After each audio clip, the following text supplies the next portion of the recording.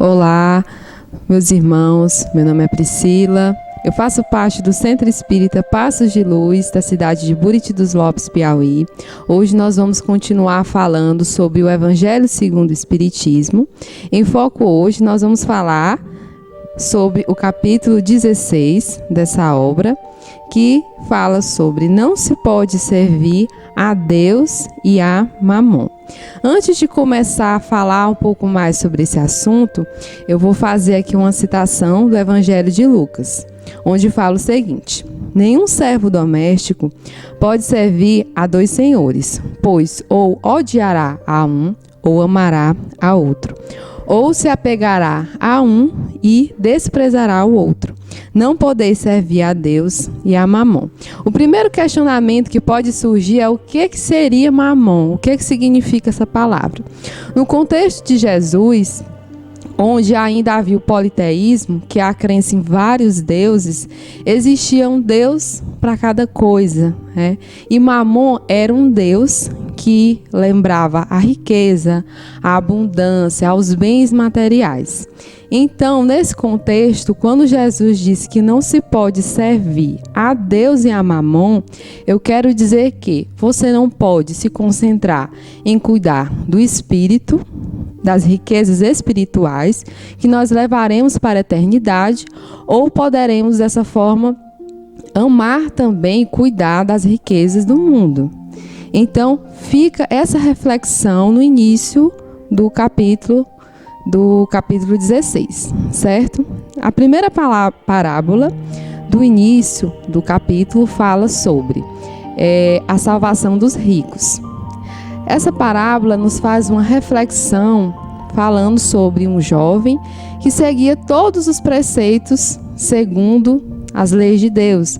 Era um bom filho, não fazia mal a ninguém, não dizia falso testemunha. Então, para ele estava quite com Deus. Um dia, ao se encontrar com Jesus, Jesus falou que ele indagou Jesus, perguntou: mestre, o que é preciso que eu faça para ser salvo?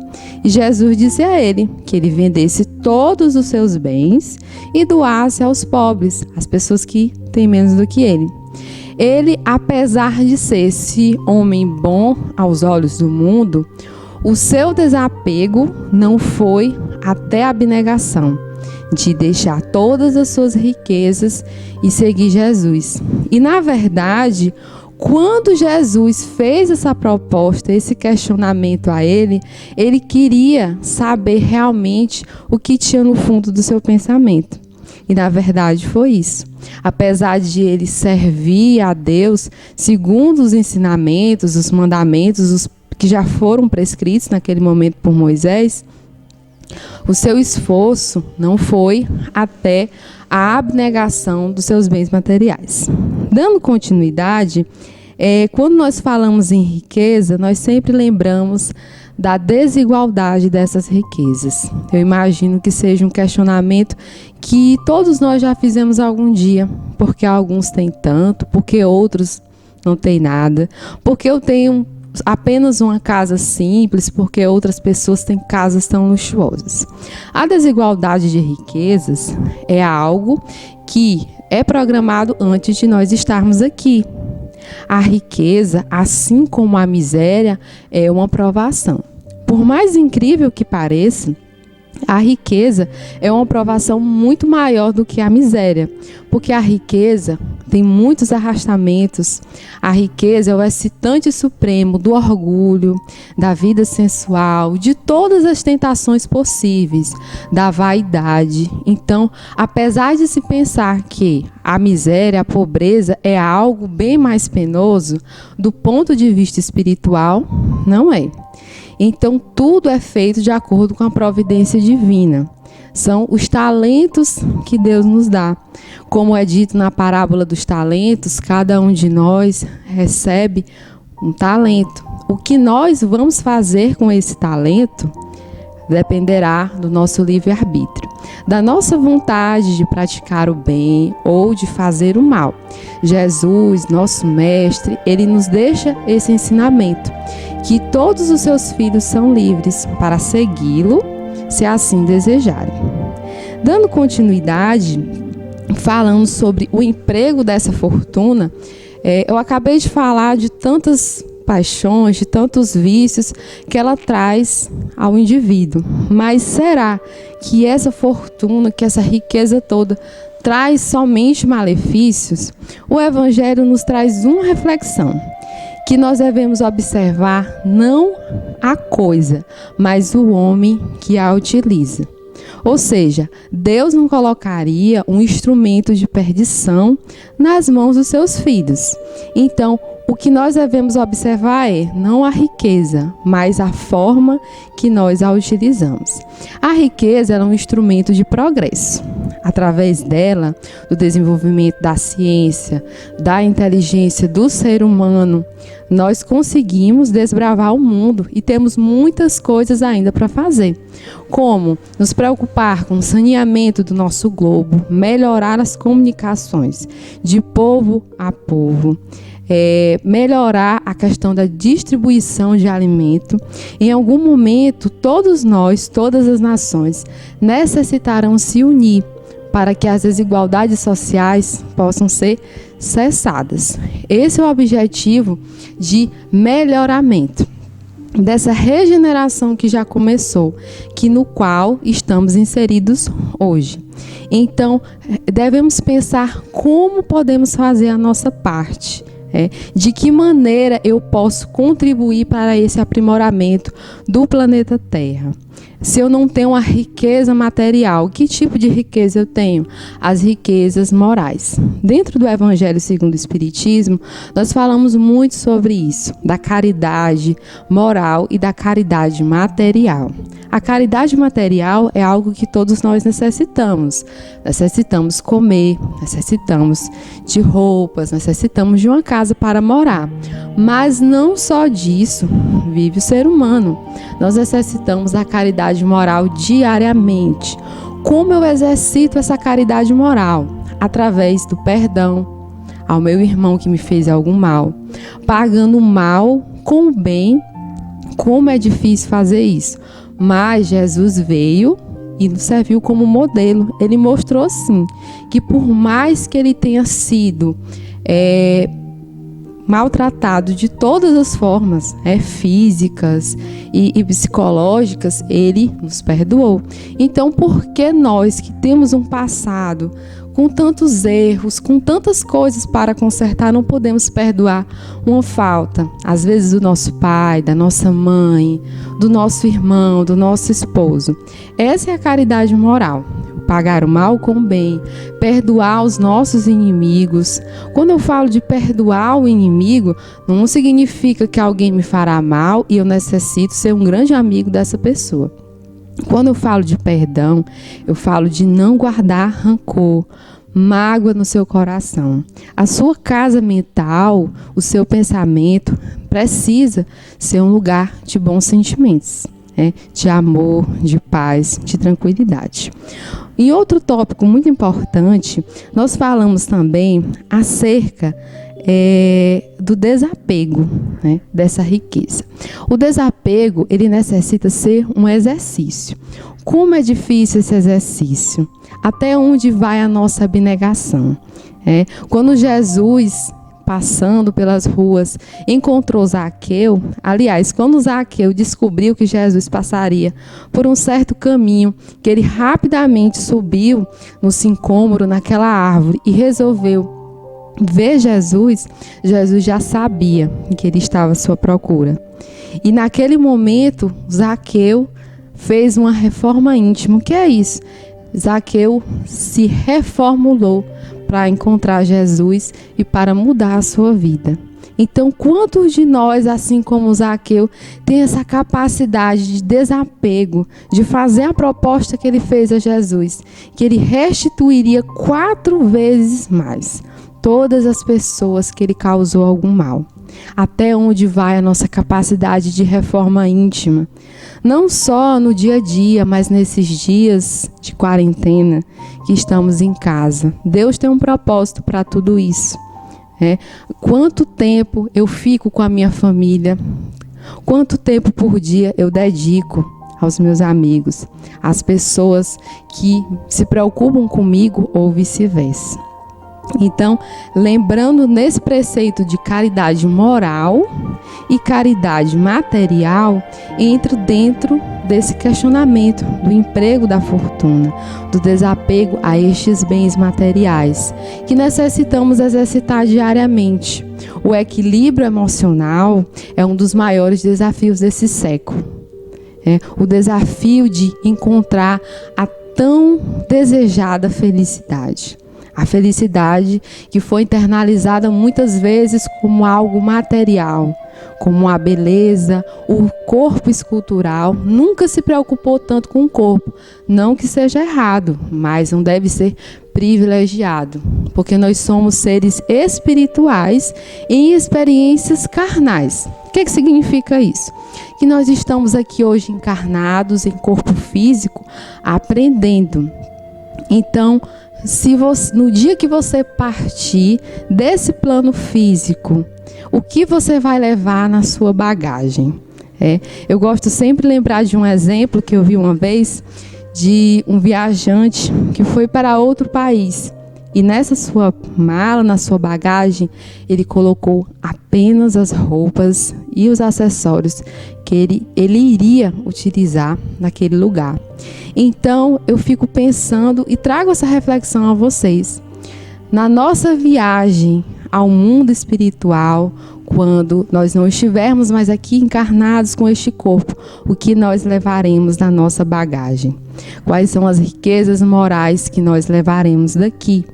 Lembrando que a riqueza, como eu falei, é um instrumento de progresso. Nos resta, através desse instrumento, utilizá-lo para o bem, para o progresso da humanidade, para o aprimoramento do globo terrestre. Esse é o objetivo de todos nós estarmos aqui. E o Evangelho segundo o Espiritismo, em cada capítulo, nos traz novas reflexões, novos esclarecimentos da nossa passagem aqui pelo planeta Terra. Falando agora sobre a utilidade providencial da fortuna, das provas da riqueza e da miséria, é interessante lembrar por que essa fortuna, por que a riqueza não fica acumulada apenas nas mãos de um só indivíduo. Deus colocou a riqueza como oportunidade de progresso.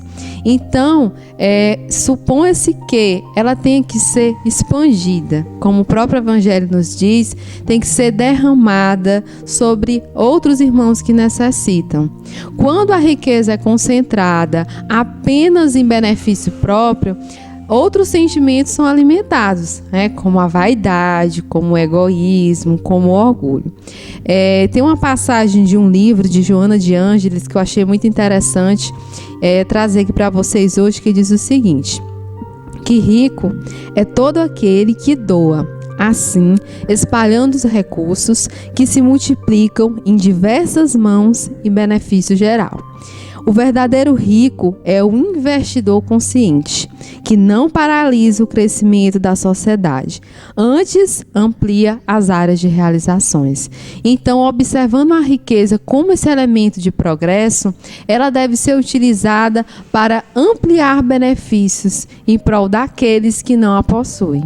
Além de alavancar a ciência, a tecnologia, os melhoramentos, se nós formos observar, a tecnologia, ela nos permitiu muitos avanços, como melhorar a nossa qualidade de vida, a nossa alimentação, a saúde, a comunicação, que conseguiu quebrar fronteiras.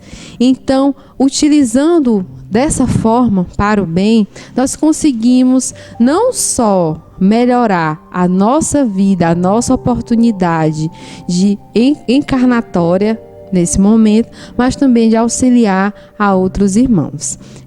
Na parábola da avareza, Jesus nos falou isso, que um homem tinha grandes bens, tinha muitos bens, e ele comia bem, ostentava, fez novos celeiros para guardar toda a sua produção excedente que não cabiam mais nos celeiros que ele tinha. E Jesus falou no fim da parábola, quão infantil ele foi de pensar que aquilo tudo era eterno.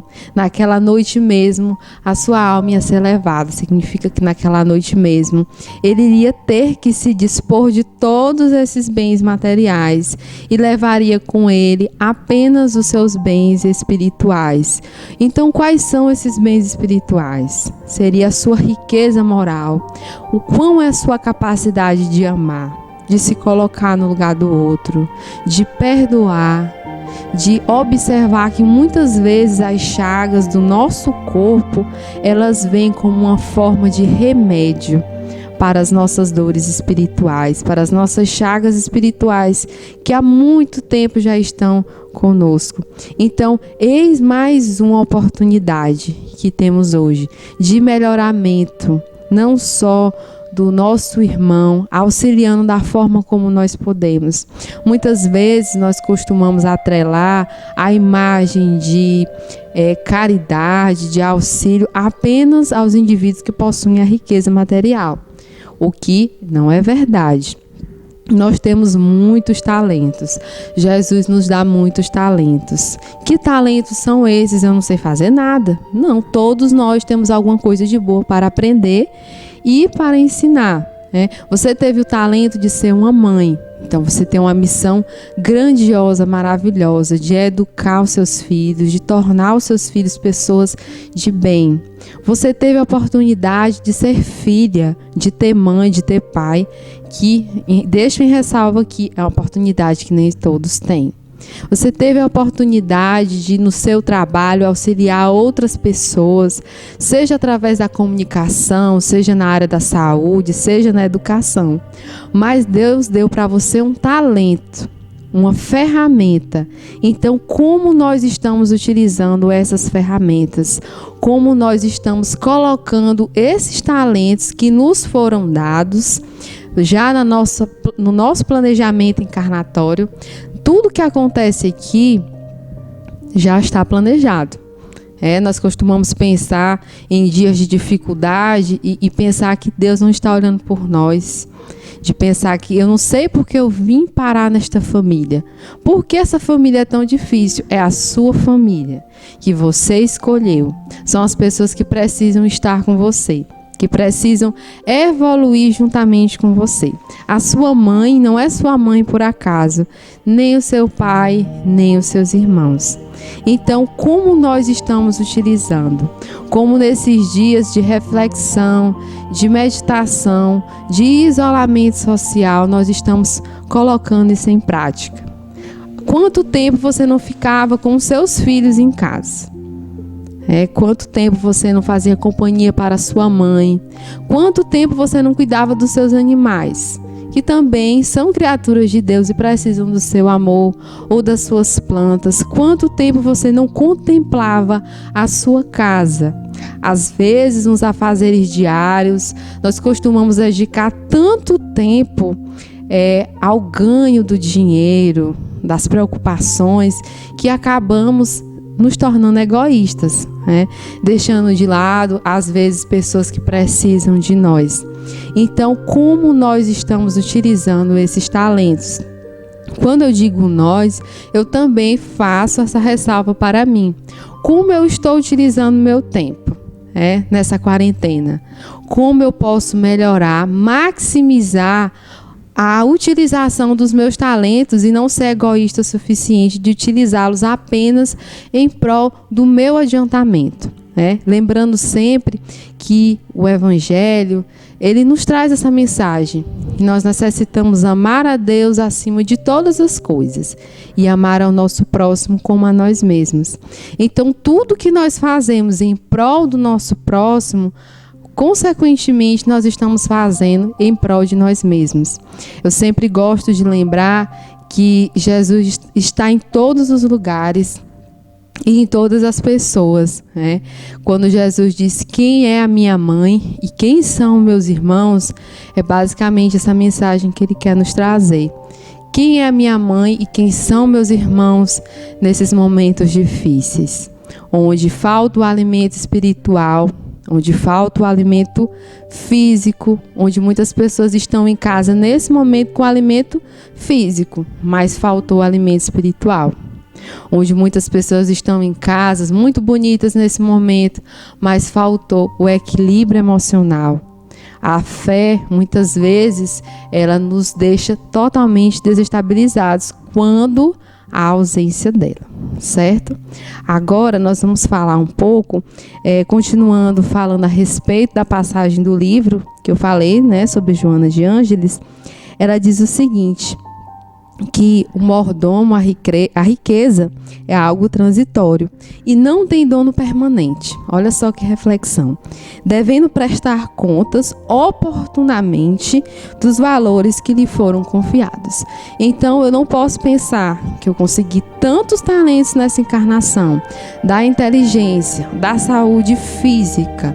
Sim, a saúde física é um talento. Muitos gostariam de estar aqui hoje, onde nós estamos, tendo a capacidade de levantar, de caminhar sozinhos, ou nesse momento estão no hospital, ainda em decorrência, né, dessa pandemia, e nós estamos aqui.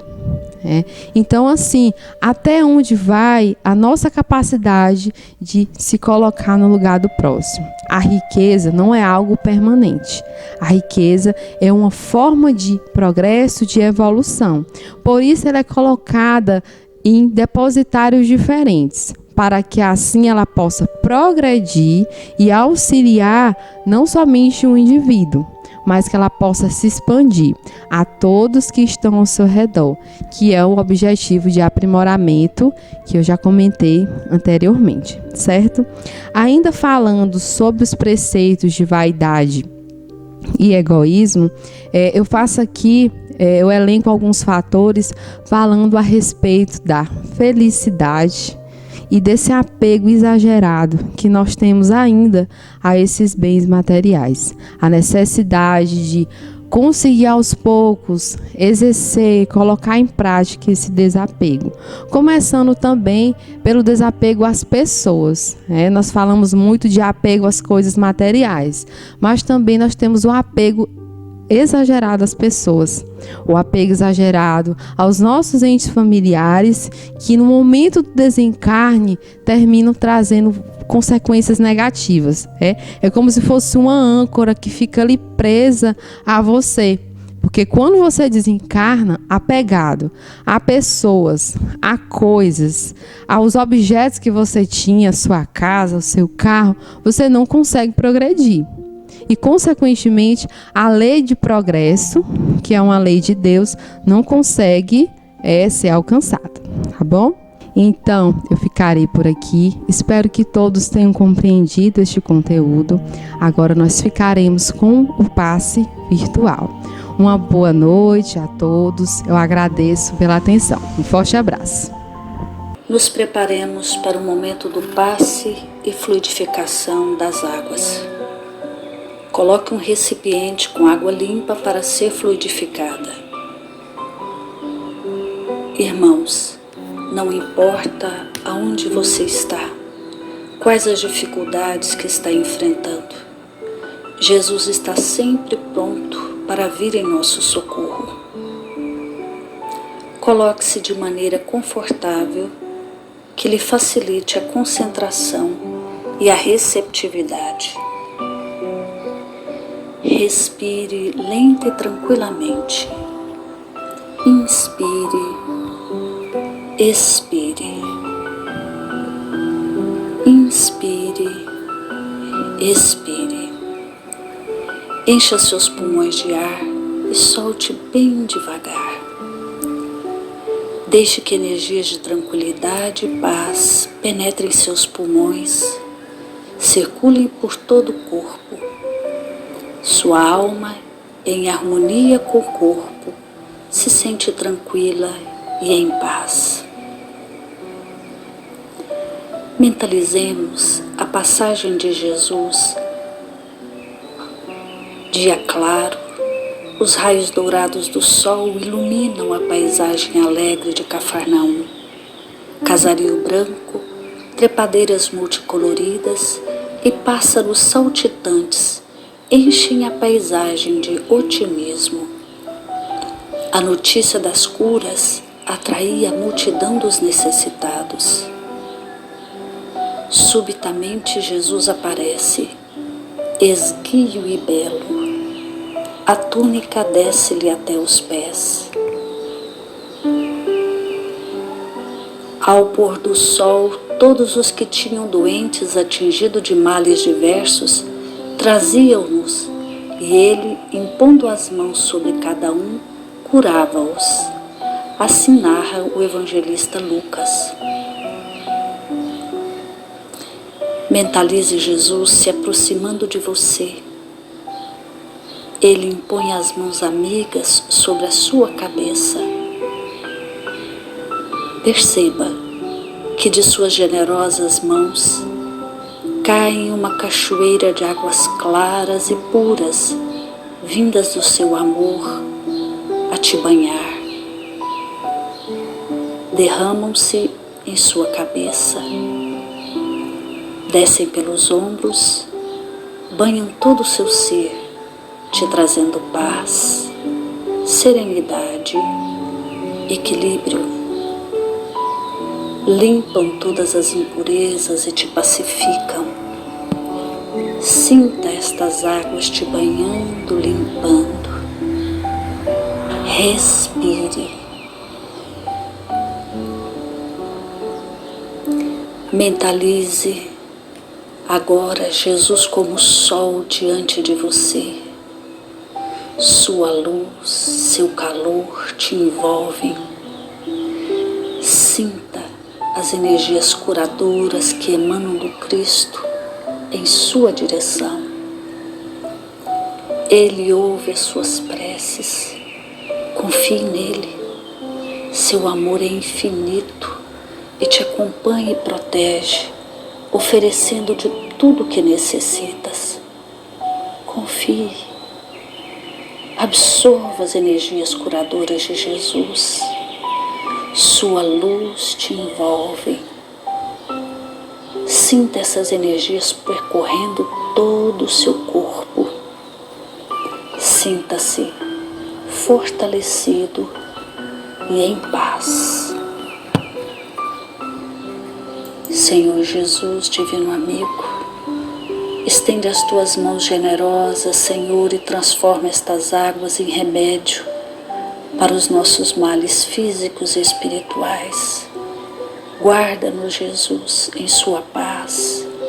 Estende as vibrações de amor em benefício do meu lar, Senhor. Que aqui possa reinar a paz, a saúde, a tranquilidade. Nós lhe rendemos graças, Jesus. Fica conosco hoje e sempre. Graças a Deus.